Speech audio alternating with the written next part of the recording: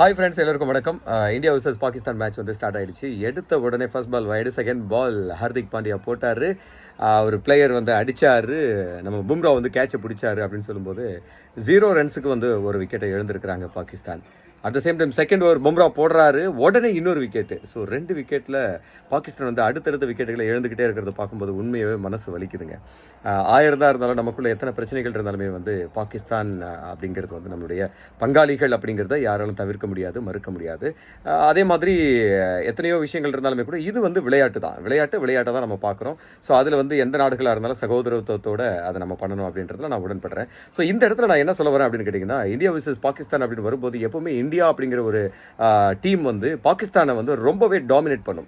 என்னதான் பாகிஸ்தான் வந்து வைராக்கியத்தோட நம்ம எப்படியாவது இவங்களை பீட் பண்ணணும், இவங்களை வந்து டிஃபெண்ட் பண்ணணும், ஜெயிக்கணும் அப்படின்னு நினைச்சாலுமே கூட அது என்னதான் அப்படின்றது தெரியல. அவங்களுக்குள்ள ஒரு விதமான ஒரு உளைச்சலுக்கு ஆளாயிடுறாங்களா, ஒரு ப்ரெஷர் வந்து அதிகமாகிடுதா பாகிஸ்தானுக்கு அப்படின்னு தெரியல. ஸோ இந்தியா கிட்ட வந்தாவே அவங்களுக்கு வந்து நிறைய பேட் லக்காக மாறுது. அடுத்தடுத்து விக்கெட்டுகள் கொடுத்தாங்க, எப்படி ஃபேஸ் பண்ணுறதுன்னு தெரியாமல் முடிக்கிறது நம்ம கண்கூட நம்ம பார்க்கும்போது கொஞ்சம் கஷ்டமாக இருக்குது அப்படின்ட்டு. ஏன் இந்த இடத்துல வந்து நான் இதை சொல்கிறேன் அப்படின்னு கேட்டிங்கன்னா, இதே இந்தியா பாகிஸ்தானை டாமினேட் பண்ணக்கூடிய இந்தியா அப்படிங்கிறது வந்து ஆஸ்திரேலியா கிட்ட விளையாடுற மேட்சஸ் பார்த்தீங்கன்னா அப்படியே உல்ட்டாவாக இருக்குங்க. அந்த இடத்துல வந்து ஆஸ்திரேலியா பயங்கரமாக இந்தியாவை வந்து டாமினேட் பண்ணுவான். இது உண்மையா இல்லையா? கண்டிப்பாக உங்கள் மனசாட்சிக்கு நல்லாவே தெரியும் அப்படின்னு நினைக்கிறேன்.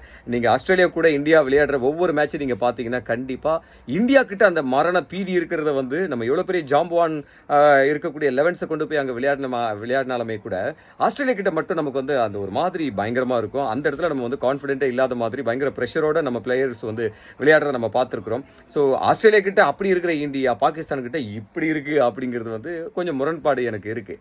ஸோ அவங்க கிட்ட நம்ம ஃபேஸ் பண்ணணும் அப்படின்றத நான் சொல்கிறேன். ஆஸ்திரேலியாவை எந்த காலகட்டத்திலையும் அவங்கள விடவே கூடாது. அவங்க கிட்ட இந்த ஆட்டிடியூடை, இந்த பாடி லாங்குவேஜை, இந்த கான்ஃபிடென்ட்டை நம்ம அவங்க கிட்ட காட்டணும் அப்படின்றது இந்த மேட்ச் நம்ம பார்க்கும்போது தோணுது.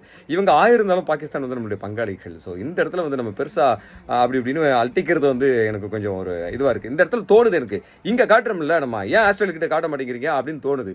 ஸோ அதை நீங்கள் ஆஸ்திரேலியா கிட்ட காட்டினீங்க இந்தியன் டீம் அப்படின்னு சொன்னால் உங்களை உண்மையாகவே நான் ரொம்ப ரொம்ப அப்ரிஷியேட் பண்ணுவேன், ரொம்ப லவ் பண்ணுவேன் நான். ஸோ மேட்சை கண்டினியூஸாக பார்ப்போம். ஓகே.